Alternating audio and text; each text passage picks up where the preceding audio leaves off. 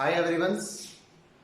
In the last lectures of the ninth class biology, we discuss about the cells, type of the cells. Today we discuss about the structure of the cells. ठीक है? तो generally a cell have generally three major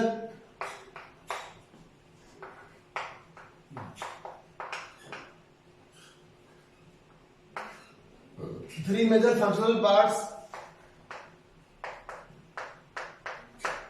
first है cell membrane,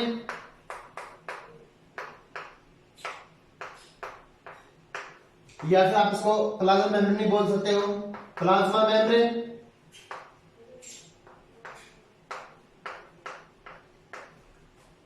और cell wall,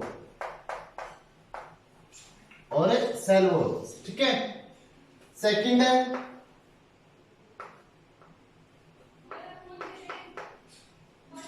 nucleus, third is cytoplasm.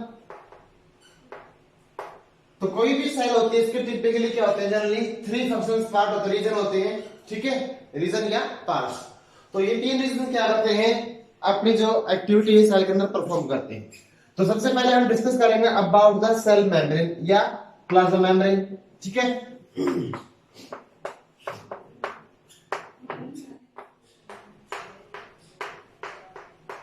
तो cell membrane क्या होती है, it is outer thin covering of animal cell in which cytoplasm is present. Cytoplasm is present. It is very elastic in nature. Nature में कैसे होती है, elastic होती है। The structure of cell membrane,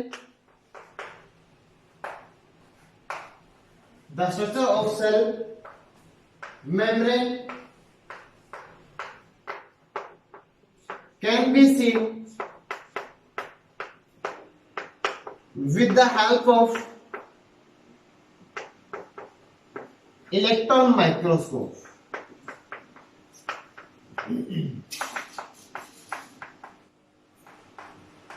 किसकी हेल्प से, इलेक्ट्रॉन माइक्रोस्कोप की help से। तो the cell membrane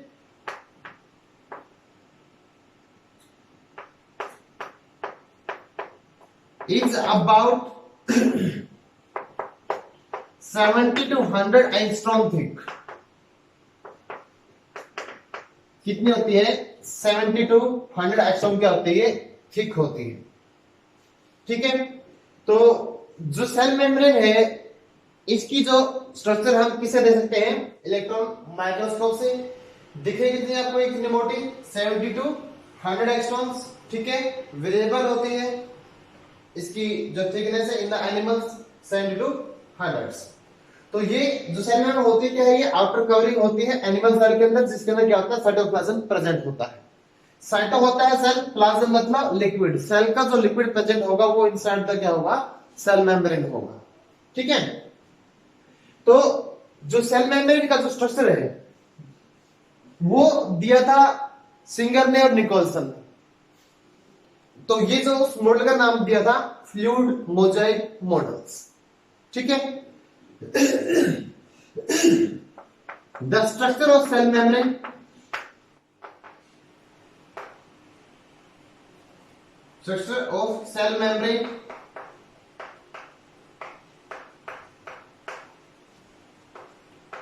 was described in fluid mosaic models.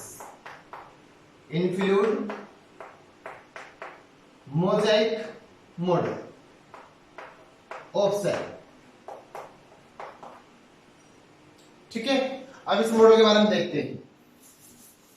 जिससे आपको सेल की स्ट्रक्चर के बारे में पता लगेगा कि इसकी कंपोजिशन क्या होती है, कितना कंटेंट कितना होता है, कहां पर क्या प्रेजेंट होता है, वो हम अब डिस्कस करेंगे।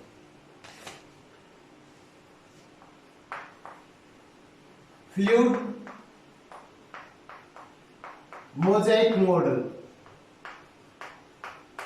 Of cell membrane.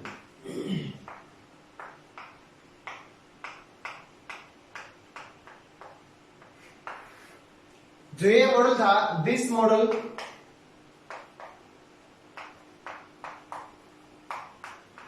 Given by J singer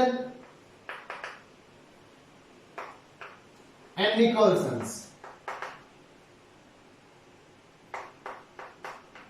J Singer and Nicolson इसको दिया था। According to this model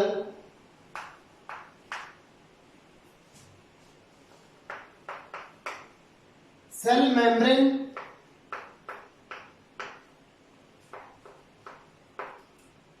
is fluid, not static। जो सेल मेम्ब्रेन है वो एक फ्लूइड की तरह होती है, मतलब स्थिर नहीं होती, उसमें मूवमेंट क्या है, होती रहती है। ठीक है। The phospholipid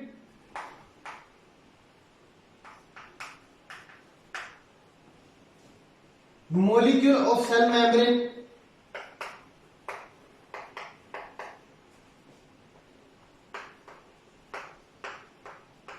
remain mosaic।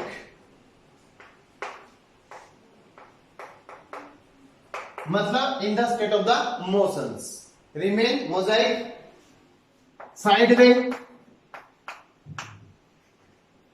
to the proteins, to the protein molecules।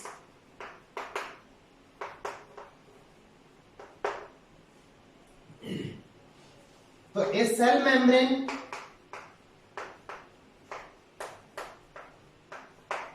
consist of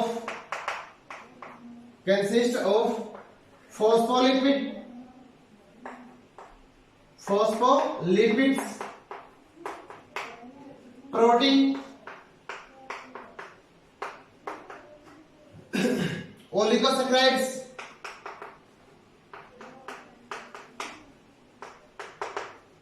और कोलेस्ट्रॉल्स।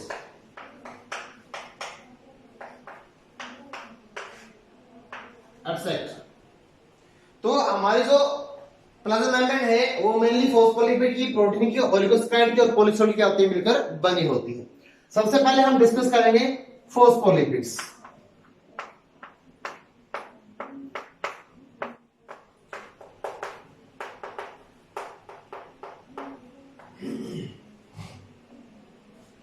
तो there are two layer of phospholipid. Phospholipid कितनी लेयर होती है, 2 लेयर्स होती है। ठीक है। एंड फॉस्फोलिपिड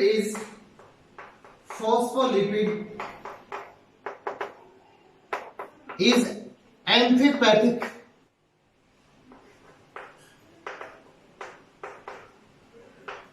इन नेचर में क्या होता है, amphipathic. The head region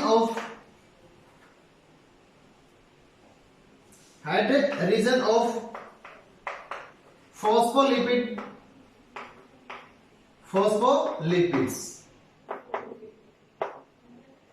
are hydrophilic in nature,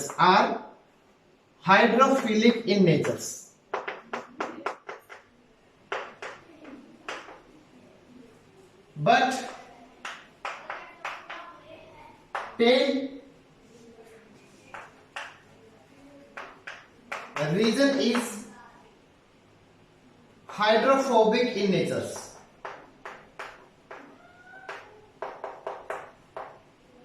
nature में कैसा होता है, वो हाइड्रोफोबिक होता है। ठीक है। तो this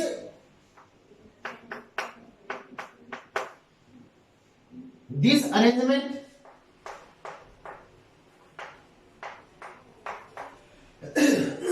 create a various create a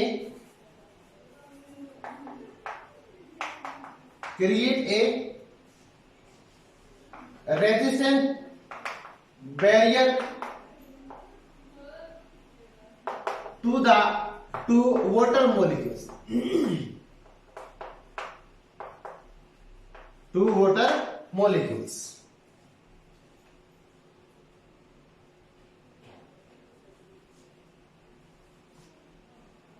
ठीक है, कोलेस्ट्रॉल। तो मैंने आपको ये बताया है, इसमें क्या दो तरह की फॉस्फोलिपिड लेयर होती है। जो फॉस्फोलिपिड है ये नेचर में कैसा होता है, एम्फीपैथिक होता है, और जो हेड होगा फॉस्फोलिपिड लेयर रीजन का वो क्या होता है, नेचर में हाइड्रोफिलिक होगा। एम्फीपैथिक होता है, एम्फी होता है बोथ, जिसकी नेचर दो तरह की हो। ठीक है, अब मैंने इसका बताया जो हेड रीजन वो कैसा है, हाइड्रोफिलिक। कैसा है वो, हाइड्रोफिलिक इन नेचर। कौन सा रीजन, हेड रीजन। हाइड्रोफिलिक का मतलब होता है it can attract the water, water loving.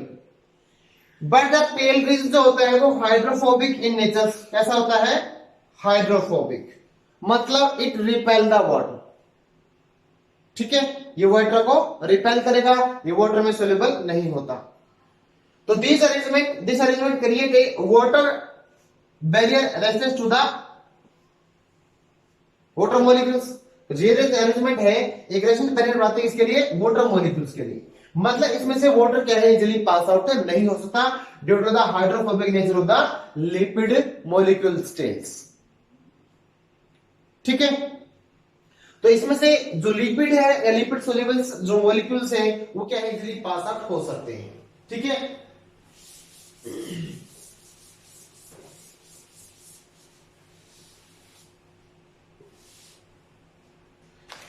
तो मैंने आपको बताया बैरियर किसके लिए, वाटर मॉलिक्यूल्स के लिए ये जो अरेंजमेंट होती है।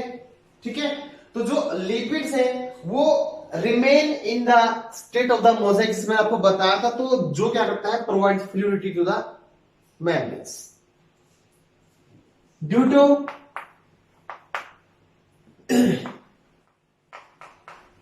Mosaic nature of lipid molecules.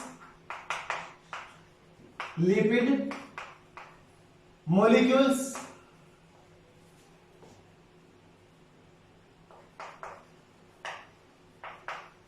the nature of cell membrane is fluid.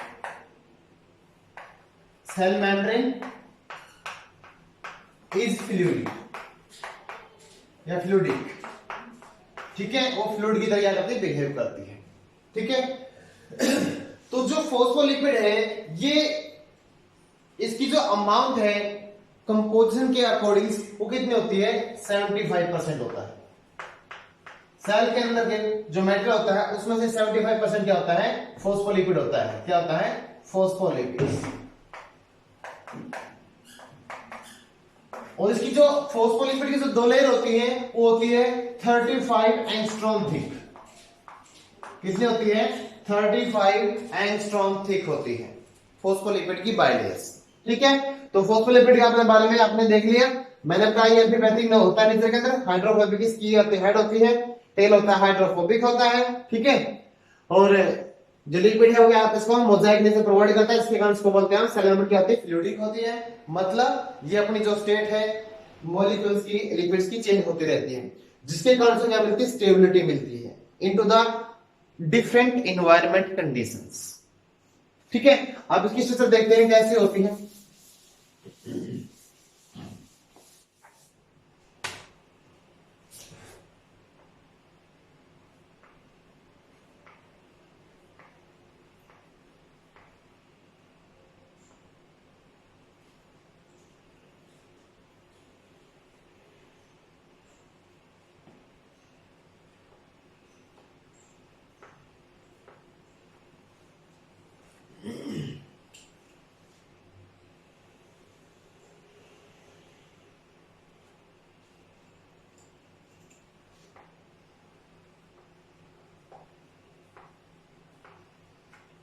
ठीक है, आप इतना स्ट्रक्चर बनाइए। अब ये क्या है, तो इसका हेड रीजन है, और ये क्या है, इसकी टेल रीजन है।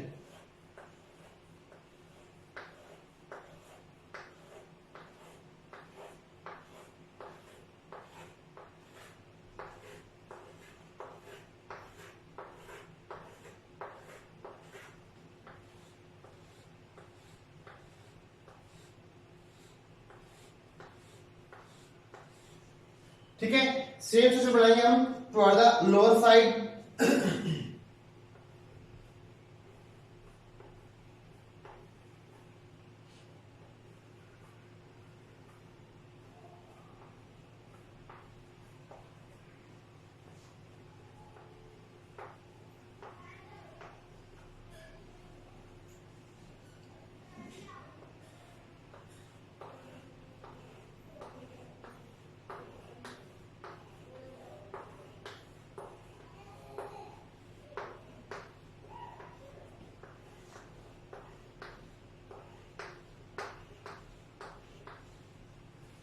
ओके,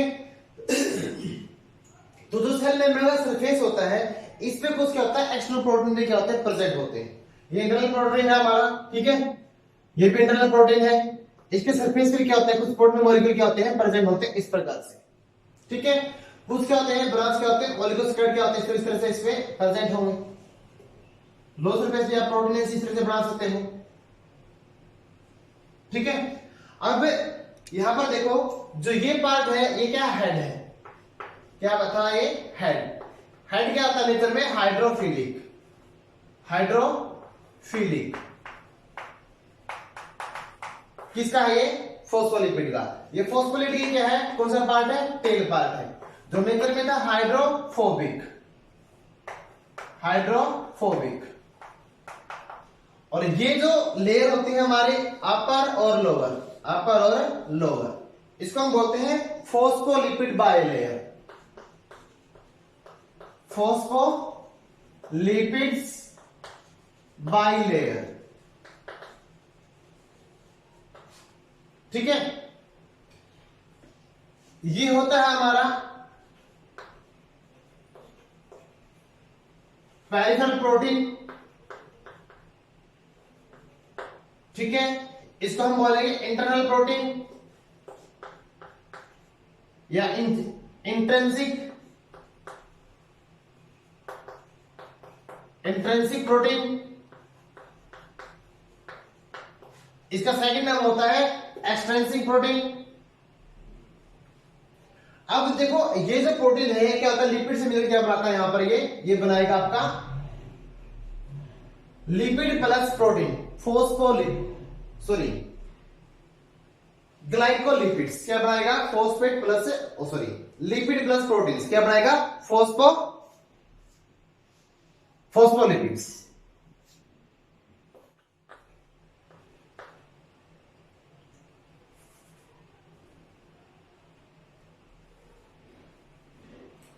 एक बार दोबारा से देखो, देखो एक मिनट। ये क्या था, पहले प्रोटीन था, इसको हम बोलते हैं एक्सटिन प्रोटीन भी बोलते हैं, ठीक है। मैंने आपको ये बताया है, ये हमारी क्या होती है, लिपिड लेयर होती है, इसके ऊपर प्रोटीन भी प्रेजेंट होता है और क्या होता है, कार्बोहाइड्रेट भी प्रेजेंट होता है, ठीक है। तो जो कार्बोहाइड्रेट है वो लिपिड के साथ मिलकर बनाएगा ग्लाइकोलिपिड्स, क्या बनाएगा, ग्लाइकोलिपिड्स, ठीक है। अगर प्रोटीन मॉलिक्यूल है, लिपिड साथ मिलता है तो बनाता है ग्लाइकोप्रोटीन, क्या बनाता है, ग्लाइकोप्रोटीन, ठीक है। तो ये हमारे जो एक्सटर्नल पेरिफेरल प्रोटीन होते हैं, इनको हम बोलते हैं रिसेप्टर भी बोलते हैं, ठीक है। किसका काम करते हैं, रिसेप्टर का मतलब जो आउटर एनवायरनमेंट है उसमें से जो इंफॉर्मेशन लेना काम होता है उसका होता है हमारा पेरिफेरल प्रोटीन का होता है, ठीक है। और ये जो हमारा क्या है, जो इंस्ट्रिंसिक प्रोटीन होता है, इसको हम बोलते हैं टनल प्रोटीन बोलते हैं, क्या बोलते हैं, टनल, TUNNEL, टनल प्रोटीन। और एक नाम और होता है, ये तो देखो, ये जो प्रोटीन है दोनों मेम्ब्रेन के थ्रू आउट क्या होता है, पास होता है, तो इसलिए इसको बोलते हैं ट्रांस मेम्ब्रेन प्रोटीन बोलते हैं, क्या बोलते हैं, ट्रांस मेम्ब्रेन प्रोटीन भी आप इसको बोल सकते हैं। ये भी हमारा क्या है, इंटरनल प्रोटीन है या इंट्रिंसिक प्रोटीन है, और ये भी क्या है, इंटरनल है। दोनों क्या होते हैं, इनसाइड द फोस्फोलिपिड लेयर क्या होते हैं, प्रेजेंट होते हैं, ठीक है। तो फोस्फोलिपिड कितनी होती है, दो लेयर होंगी। हेड होता है हाइड्रोफोबिक नेचर के अंदर, जो टेल होती है वो हाइड्रोफिलिक होती है नेचर के अंदर। तो दोनों लेयर होगी हमारी फोस्फोलिपिड की लेयर। मैं आपको बताया कितनी होती है, 35 एंगस्ट्रॉम थिक होती है, कितनी होती है, 35 एंगस्ट्रॉम थिक होती है फोस्फोलिपिड की लेयर। हमारा जो क्या होता है, पेरिफेरल प्रोटीन होता है, इसकी जो थिकनेस होती है वो होती है 20 एंगस्ट्रॉम, कितनी होती है, 20 एंगस्ट्रॉम, ठीक है। जो हमारा इंटरनल प्रोटीन होता है, ये टोटल प्रोटीन का इंटरनल प्रोटीन होता है, टोटल प्रोटीन कितना होगा, ये 70% होता है। कितना होता है, 70% ऑफ द टोटल प्रोटीन्स। ठीक है, 30% होता है हमारा काइनेटिक प्रोटीन्स। ठीक है, तो जनरली हमारे ये क्या है, स्ट्रक्चर है किसकी, सेल मेम्ब्रेन की। तो नेक्स्ट पार्ट आता है इसका, हमने फोस्फोलिपिड के बारे में डिस्कस कर लिया है। सेकंड पार्ट आता है इसका प्रोटीन। क्या आता है, proteins.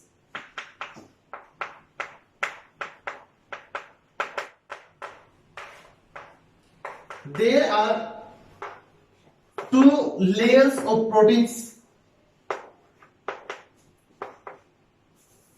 2 layers of proteins। Protein कितनी लेयर होती है, 2 लेयर होती है। ठीक है, या 2 टाइप्स ऑफ प्रोटीन क्या आपको मिलेंगे इसके अंदर, प्रोटीन की लेयर 2 मिलेगी और एंड इट्स टाइप भी आल्सो 2 एंड 2 टाइप्स। टाइप भी क्या होती है इसकी, 2 होती है। फर्स्ट होता है हमारा एक्सटर्नल या एक्सटेंसिव प्रोटीन, जिसको बोलते हैं पेरिफेरल या एक्सटर्नल प्रोटीन्स। पेरिफेरल प्रोटीन, अब जैसे इसका नाम पेरिफेरल मतलब चारों, मतलब ये इनसाइड में प्रेजेंट नहीं होगा। पेरिफेरल मतलब सेल मेम्ब्रेन के चारों में प्रेजेंट होगा या उसके एक्सटर्नल सरफेस के ऊपर प्रेजेंट होगा। तो it is present superficially, it is present superficially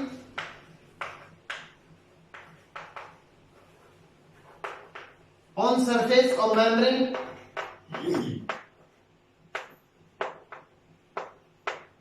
on surface of the membranes। ठीक है, मैंने आपको पहले बताया था, इस जो प्रोटीन होता है इसका काम क्या होता है, ये एक एसेप्टर काम करता है जो किसी एंजाइम को या हार्मोन को डिटेक्ट करने में हेल्प करेगा। तो it works as a receptor molecules, as a receptor molecule. ये रिसेप्टर मॉलिक्यूल की तरह क्या करता है, काम करता है। ठीक है, जैसे कि हार्मोन्स को किसी एंजाइम को डिटेक्ट करने का या आउटर एनवायरनमेंट में क्या चीज उसको डिटेक्ट करने का काम किसका होता है, पेरिफेरल प्रोटीन का होता है। सेकंड होता है हमारा इंटरनल प्रोटीन्स। क्या होता है,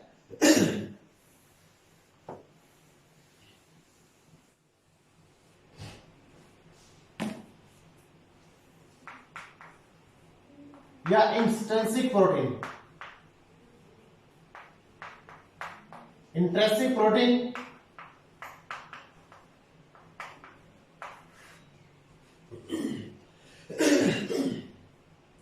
this protein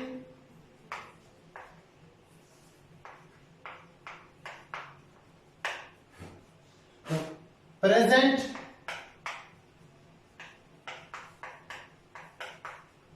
in the matrix of lipid, in the matrix of lipids।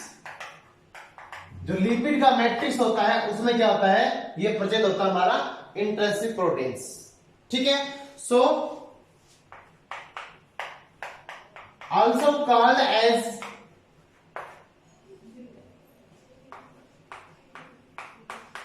protein iceberg in lipid C, in या C lipids, in C lipids।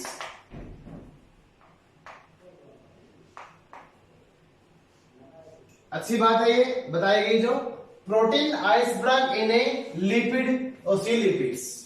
मतलब जो प्रोटीन है वो क्या आता है, ऐसे है, मतलब जो लिपिड का जो समुद्र है उसमें इस तरह से रहता है जिस तरह से क्या होता है, बर्फ का टुकड़ा होता है।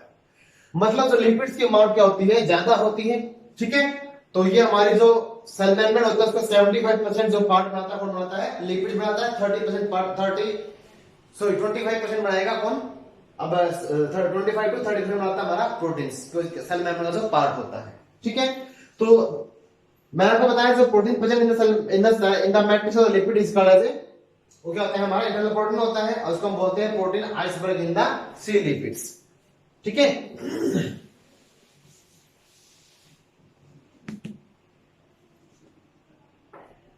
there are some proteins, there are some protein molecules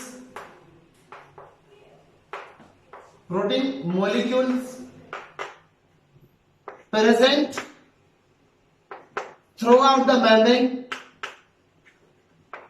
throughout the membrane, throughout the membranes, so called as transmembrane protein, transmembrane protein, या इसको मैंने लिखा हुआ टनल प्रोटीन,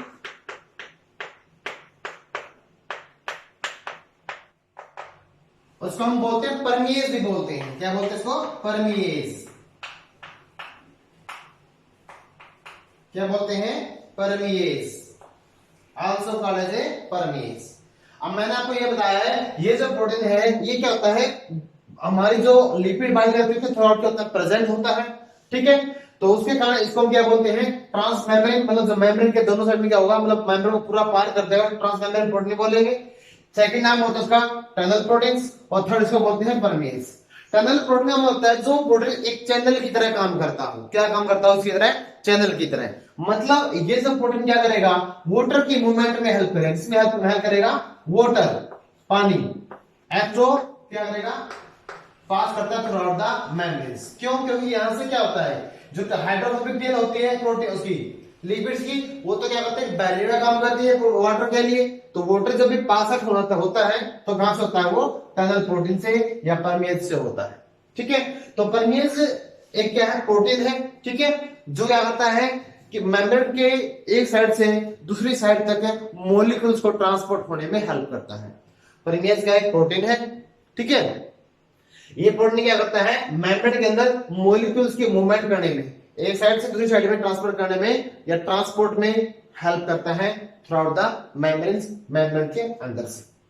ठीक है, तो मैंने आपको बताया था जितना ही प्रोटीन होता है हमारे सेल मेम्ब्रेन में, उसका 70% होता है इंस्ट्रिंसिक प्रोटीन। कौन सा होता है? इंस्ट्रिंसिक। कितना होता है ये? अबाउट 70% प्रोटीन होता है। कितना होता है? अबाउट 70%। ठीक है, नेक्स्ट पार्ट है इसका ओलिगोसैकराइड्स, ओलिगोसैकराइड्स, ओलिगोसैकराइड्स। जो ओलिगोसैकराइड्स है ये क्या होता है, तो दी कार्बोहाइड्रेट लाइक मॉलिक्यूल्स होते हैं। These are present on the surface और इन बिटवीन द मेम्ब्रेन्स। ठीक है, अगर जो ओलिगोसैकराइड है कंबाइन होते हैं किसी भी लिपिड मॉलिक्यूल से, उससे बनाएगा ग्लाइकोलिपिड बनेगा। If these are combined with the protein molecules, बनता है ग्लाइकोप्रोटीन। क्या बनता है? ग्लाइकोप्रोटीन।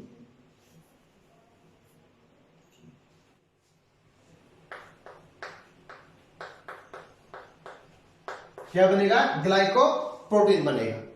अब जो ओलिगोसैकराइड्स होते हैं ये किसका काम करते हैं? एज ए रिसेप्टर का काम करते हैं। किसका काम करते हैं? एज ए रिसेप्टर का काम ये करते हैं। किसका काम करेंगे? रिसेप्टर्स। ठीक है, तो लास्ट और फाइनल पार्ट है इसका, वो है कंटेंट है, क्या है? कोलेस्ट्रॉल। क्या है? कोलेस्ट्रॉल्स। अब आपको मैं यहां पर शो करता हूं कुछ particles.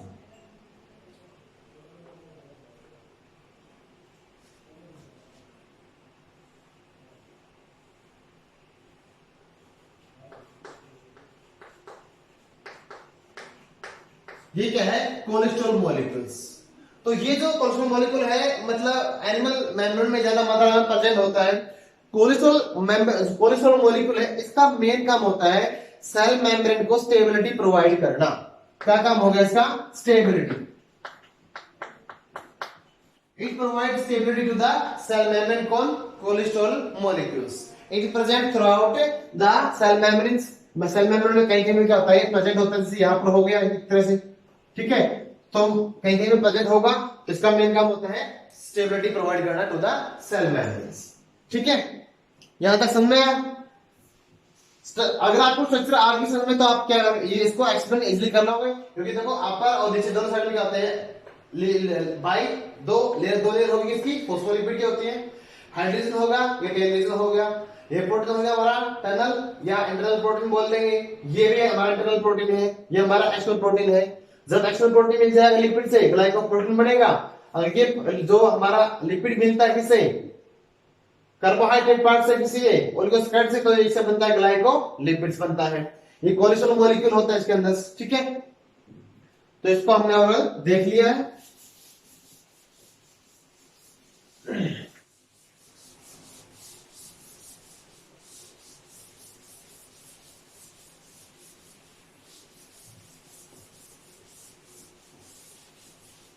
Why cell membrane is called as selectively permeable? Why cell membrane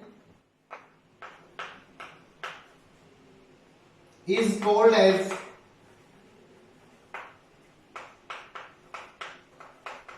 selectively permeable? हम इसको ऐसा क्यों बोलते हैं? क्योंकि जो हमारे सेल मेम्ब्रेन होती है ये क्या करती है, सभी मॉलिक्यूल्स को पास आउट या पास इन या एंटर नहीं कर देती या उससे बाहर नहीं जाने देती। जो यूजफुल है मॉलिक्यूल्स है वही सेल मेम्ब्रेन में एंटर कर सकते हैं, ठीक है, सबको एंटर नहीं करने देगी। दूसरी बात क्या होगा, तो it allow only to pass small size of molecules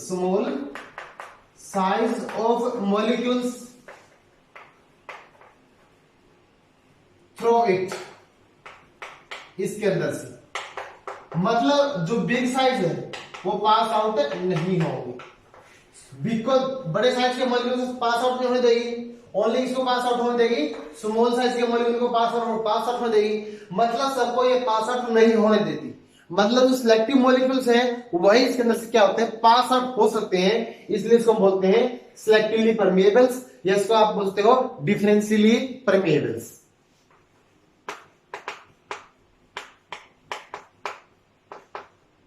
differentially परमिएबल्स,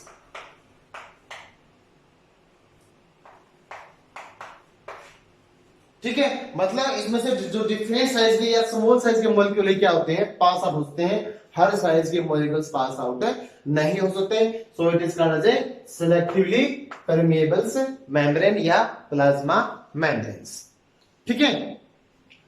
तो there are some biological and physiological activity that occurs through the cell membranes, या सेल मेम्ब्रेन हेल्प इन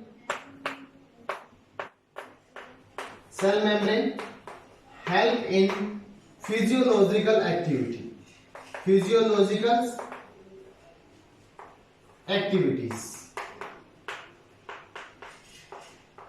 ठीक है। कैसे एक्टिविटी है, बाय डिफ्यूजन प्रोसेस, या फिजियोलॉजिकल एक्टिविटी में आप transport भी बोल सकते हो, ठीक है। ट्रांसपोर्ट और एंडोसाइटोसिस दो तरह की, इसमें इसमें क्या होगा, ट्रांसपोर्ट में हेल्प करती है और दूसरा एंडोसाइटोसिस। तो दो तरह की फिजियोलॉजिकल एक्टिविटी है जो सेल मेम्ब्रेन द्वारा क्या होती है, परफॉर्म की जाती है। एक तो होगा ट्रांसपोर्ट और एंडोसाइटोसिस। जो ट्रांसपोर्ट है वो डिफ्यूजन प्रोसेस के द्वारा भी हो सकता है, ओस्मोसिस के द्वारा भी हो सकता है और एक्टिव ट्रांसपोर्ट के द्वारा भी होता है। जो ट्रांसपोर्ट है ये हो सकता है by diffusion process, by osmosis और बाय एक्टिव ट्रांसपोर्ट,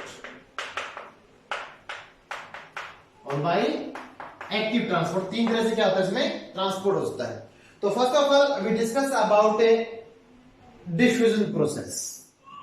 तो डिफ्यूजन होता है डिफ्यूज होना, तो मूवमेंट ऑफ द पार्टिकल्स या water molecules, movement of water molecules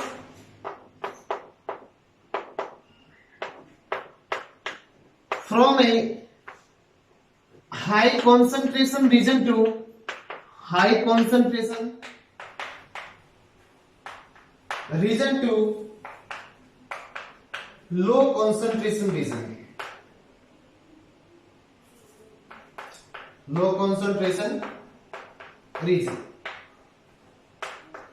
water molecule का जहां पर उसकी मात्रा ज्यादा है उसकी से जहां पर उसकी मात्रा कम है वहां पर उसका मूवमेंट होना, वहां पर उसका जाना, उसको हम बोलते हैं डिफ्यूजन प्रोसेस। डिफ्यूज होना, फैल जाना, ठीक है।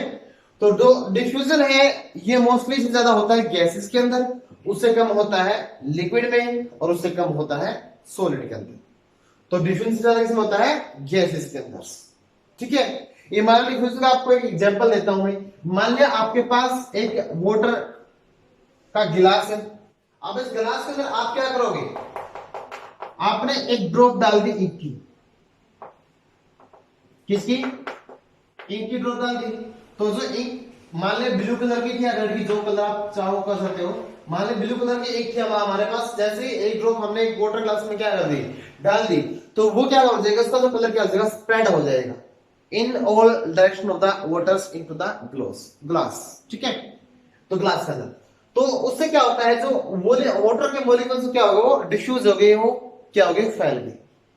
ठीक है। दूसरी बात क्या होता है? डिफ्यूजन हमारी बॉडी में कहां पर होता है? हमारी बॉडी के अंदर जो O2 और CO2 गैस होती है, O2 और CO2 गैस ट्रांसपोर्ट होता है, वो होता है बाय डिफ्यूजन प्रोसेस। अगर हमारे लंग्स के अंदर CO2 की अमाउंट ज्यादा है एज कंपेयर टू ऑक्सीजन, तो CO2 गैस क्या होता है? Diffuse from inside to the outside, हमारे शरीर से वो बाहर आएगी। हमारी बॉडी में अगर क्या है, ऑक्सीजन की अमाउंट कम है as compare to the environment, तो ऑक्सीजन गैस हमारी बॉडी के अंदर इनसाइड क्या करेगी? डिफ्यूज हो जाएगी। अमीबा के अंदर भी अगर अमीबा के अंदर जो O2 का लेवल कम हो जाता है, तो अमीबा क्या करता है? बाय डिफ्यूजन प्रोसेस से gate oxygen. Amoeba also get oxygen by diffusion process. ठीक है। तो आज हमने डिफ्यूजन तक क्या करेंगे? डिस्कस करेंगे। Osmosis and active transport, it will be discuss in the next lectures. ठीक है। तो बेटा जो जितने भी लेक्चर आ रहे हैं मेरे, आप उनको बिल्कुल केयरफुली ध्यान से देखें, सुने अच्छी तरह से। कोई प्रॉब्लम आती है बताएं। लेकिन मैं इतने आपके लिए इतनी मेहनत कर रहा हूं, तो आपका भी मेरे लिए फर्ज बनता है कि आप भी मेरे चैनल को लाइक करें, सब्सक्राइब करें और शेयर भी करें। ठीक है। अगर आपको पता लगा कि स्निप सर पढ़ा रहे हैं, आप हो सकता है अच्छा पढ़ा रहा हो या अच्छा ना भी हो, वो डिपेंड करता है आपकी थिंकिंग ऊपर, लेकिन मैं अपना बेस्ट दे रहा हूं। ठीक है। कि आपको ये नहीं सोचना कि आपने देखे चैनल आप किसी और को ना बताएं, उससे आपको कोई भी फर्क नहीं पड़ना। ठीक है। क्योंकि सबकी जो ब्रेन कैपेसिटी होती है अलग अलग होती है, कोई कैरी कर पाता है, कोई कैरी नहीं कर पाता। ठीक है। तो ऐसा नहीं करना है, तो आपको लाइक, सब्सक्राइब और शेयर करना है चैनल को। Thank you.